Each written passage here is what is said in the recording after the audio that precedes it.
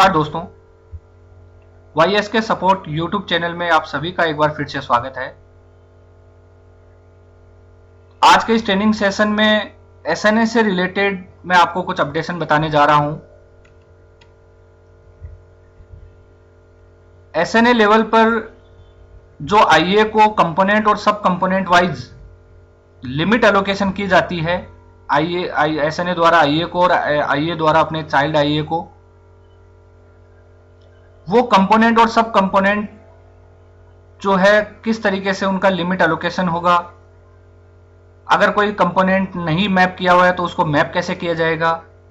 यह सारी प्रोसेस मैं आपको आज के इस ट्रेनिंग सेशन के अंदर क्लियर करने जा रहा हूं। मैंने अपने पिछले कई वीडियो में जो है कंपोनेंट और सब कंपोनेंट को मैप करने के बारे में आपको एसएनए से रिलेटेड जो मैंने ट्रेनिंग का वीडियो जो मैंने अपलोड किए थे उस वीडियो के अंदर ये पूरा प्रोसेस दिया हुआ है। मैं आपको कुछ वापस रिपीट करके और कंपोनेंट और सब कंपोनेंट वाइज जो लिमिट एलोकेशन करते हैं, कंपोनेंट वाइज जो लिमिट एलोकेशन करते हैं, सब कंपोनेंट वाइज नहीं, उसके बारे में मैं आपको कुछ बताने जा रहा हूं। एसएनए लॉगिन में हमारे पास एक ऑप्शन है कि मैप सब कंपोनेंट टू हेड। जितने भी कंपोनेंट और सब कंपोनेंट जो आईए लॉगिन पर दिखते हैं या आईए लॉगिन से चाइल्ड आईए के लॉगिन पे लिमिट एलोकेशन की जाती है और चाइल्ड आईए को जो कंपोनेंट दिखते हैं वो सभी को मैप करने का हमारे एसएनए के जो हेड ऑफ ऑफिस का, एसएनए मतलब सिंगल नोडल अकाउंट जो हेड ऑफ ऑफिस है, एचओडी है, उनका जो लॉगिन बना हुआ है उस लॉगिन में एक ऑप्शन दिया हुआ है। इस ऑप्शन में अगर कोई भी आपका कंपोनेंट मैप नहीं किया हुआ है बजट एड के साथ में, तो उसको मैप करने का ऑप्शन यहां पर अवेलेबल है। आपको अपनी स्कीम सेलेक्ट करनी होती है, स्कीम के अंदर कंपोनेंट सेलेक्ट करना होता है और उसका सब कंपोनेंट सेलेक्ट करना होता है। यहां पर मैं क्लियर कर देता हूं कि जो स्कीम का नाम आ रहा है, कंपोनेंट का नाम आ रहा है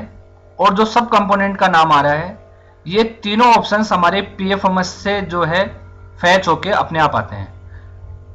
मतलब आपने पीएफएमएस पोर्टल के ऊपर अपनी उस स्कीम में कौन कौन से कंपोनेंट मैप किए हुए हैं और कौन कौन से सब कंपोनेंट मैप किए हुए हैं, वो सारे आपको यहां पर दिखते हैं। अब अगर मान लीजिए आपके पास कोई कंपोनेंट या सब कंपोनेंट आपको यहां पर नहीं दिखता है, तो सबसे पहले आप पीएफएमएस पे चेक करेंगे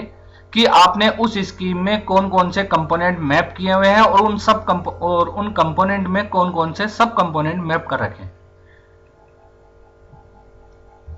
अगर वहां पर वो मैप है और यहां पर आपको एसएनए के पोर्टल पे वो मैप नहीं दिख रहे हैं, तो आपको स्कीम के नाम के साथ कौन से कंपोनेंट हैं जो आपको मैप आपने लेटेस्ट में दोबारा मैप किए हैं, उनकी लिस्ट के साथ में अटैच करके हुए संचालन की ईमेल आईडी पर जब आप मेल कर देंगे, तो वो सभी कंपोनेंट आपको अपडेट करके यहां पर अवेलेबल करा दिए जाएंगे। कंपोनेंट और सब कंपोनेंट की जो डिटेल आती है, जैसा कि मैंने बताया अपने पिछले वीडियोज में भी मैंने आपको क्लियर किया हुआ है कि ये सभी कंपोनेंट और सब कंपोनेंट हम पीएफएमएस से फैच करते हैं। आपने अपनी स्कीम को पीएफएमएस पे जैसे ही मैप कर रखा है, वहां पे कंपोनेंट और सब कंपोनेंट ऐड किए हैं, वो सभी आपको दिखते हैं। अगर मान लीजिए आपने पीएफएमएस पे बाद में कुछ अपडेट किया है या ऐड किया है और वो आपको यहां पर नहीं दिख रहा है, तो आप पीएफएमएस के स्क्रीनशॉट के साथ और अपने एसएनए के स्क्रीनशॉट के साथ एक मेल करते हुए कि हमारे ये कंपोनेंट हमने पीएफएमएस पे अपडेट किए हैं या ऐड किए हैं, उसके साथ आप संचालन की ईमेल आईडी के ऊपर आप मेल कर देंगे, तो आपको जो अपडेटेड जो कंपोनेंट और सब कंपोनेंट होंगे वो यहां पर फैच करके आपको लेटेस्ट दिखाई दे जाएंगे। अब जो कंपोनेंट और सब कंपोनेंट आपको यहां पर दिख रहे हैं, उनको आपको कौन से, मतलब वो कंपोनेंट जो आप यहां पर आप सेलेक्ट कर रहे हैं, वो कंपोनेंट या सब कंपोनेंट कौन से बजट हेड से रिलेटेड हैं, वो आपको यहां पर मैप करके सबमिट करना है। तो उस पर्टिकुलर कंपोनेंट और सब कंपोनेंट के साथ उस बजट हेड की मैपिंग हो जाएगी।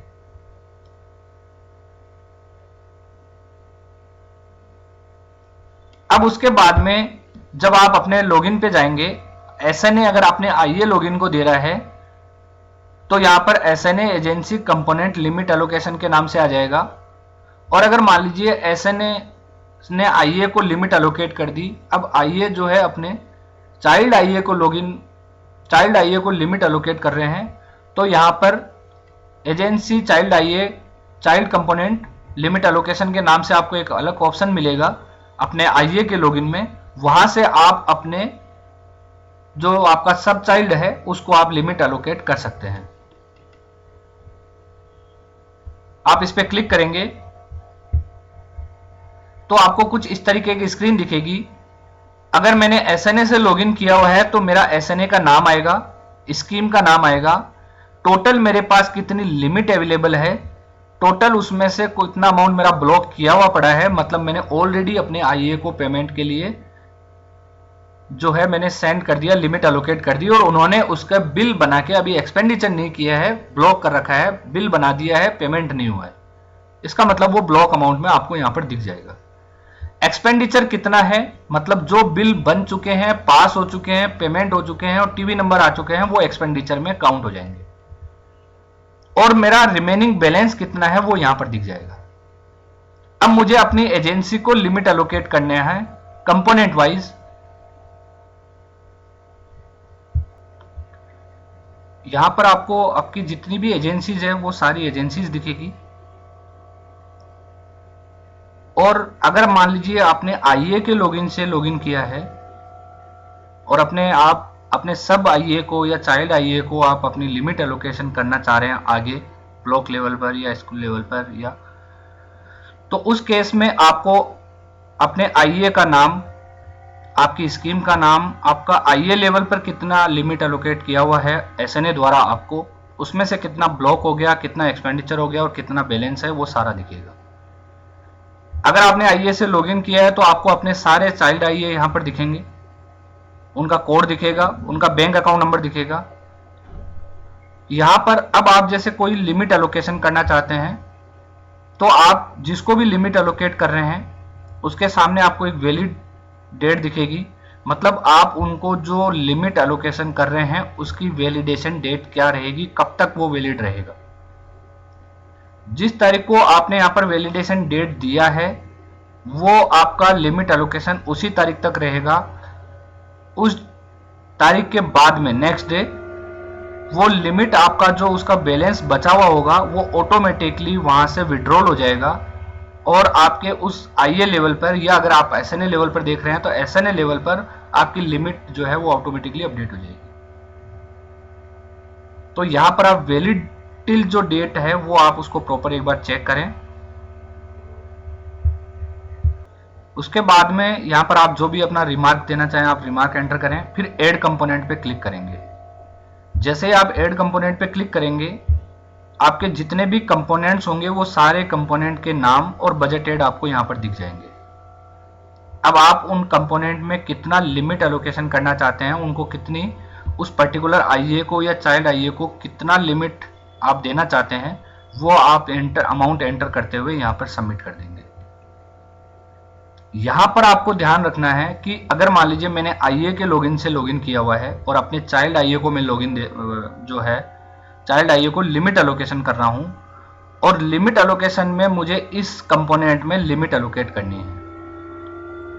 अगर मैं यहां पे लिमिट एलोकेट कर रहा हूं तो मेरे पास उस पर्टिकुलर कंपोनेंट में उतना बजट, उतना बैलेंस अवेलेबल होना जरूरी है, तभी मैं अपने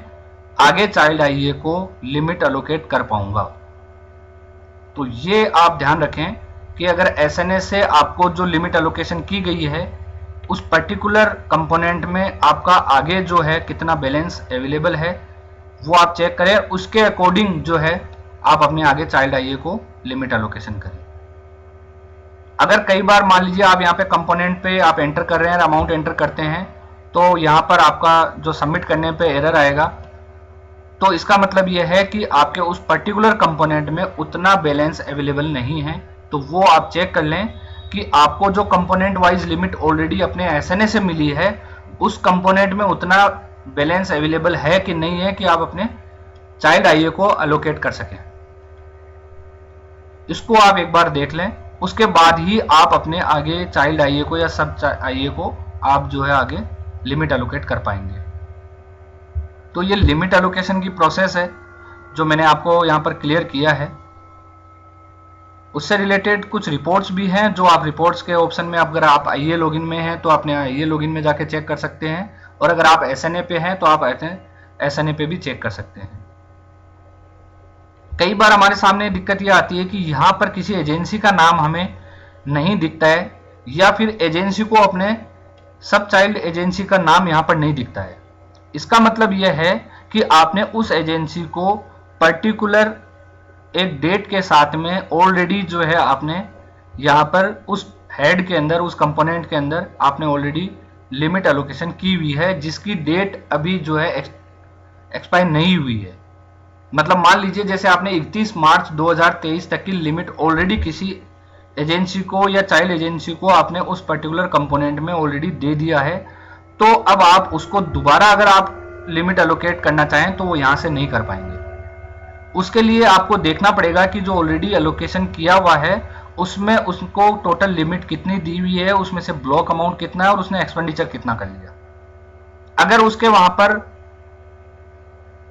लिमिट एलोकेशन जो है उसने जितना अमाउंट उसको आपने दिया है उसमें से अगर कोई ब्लॉक अमाउंट ना होकर उसका एक्सपेंडिचर हो गया है और जो अमाउंट पड़ा हुआ है, मतलब उसका बैलेंस में अभी भी डिफरेंस बोल रहा है, तो पहले आप उसको यहां से विड्रॉल करेंगे। विड्रॉल करते ही वो यहां से हट जाएगा और उसके बाद आपको दोबारा यहां पर अवेलेबल हो जाएगा और आप उसको आगे लिमिट एलोकेशन कर सकते हैं।